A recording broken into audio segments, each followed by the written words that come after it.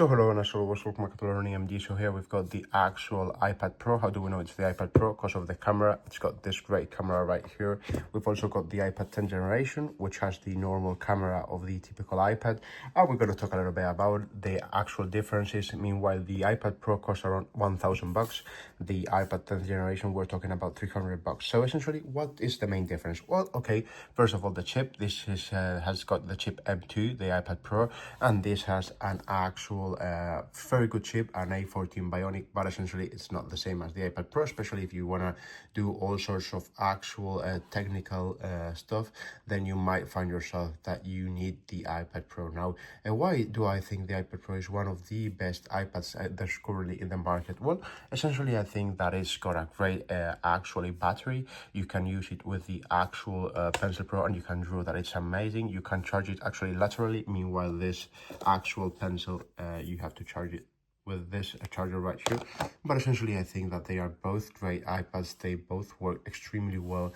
Now, why would I say this iPad is second to none? Well, you've got here the keyboard.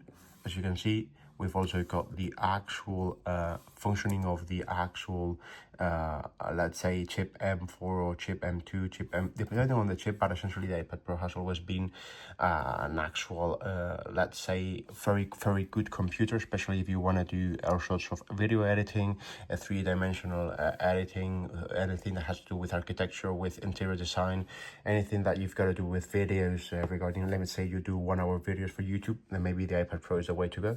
Meanwhile, the actual iPad 10th generation, if you just want to read books and watch Netflix, I think this is more than enough.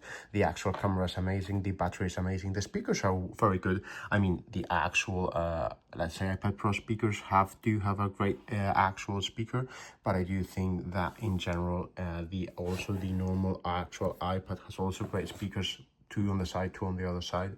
So essentially, what would I do if I need an actual very like awesome computer with a great battery and a great memory as well as a great camera? I would choose the iPad Pro. And if I need just a typical day-to-day iPad to write some stuff down, not necessarily anything too complicated, and just read the news and watch Netflix, I would use the normal iPad without a doubt. Okay, so as always, if you've got any questions, just leave it down here in the comments below, and me or anyone from the Learning MD team will as surely as possible.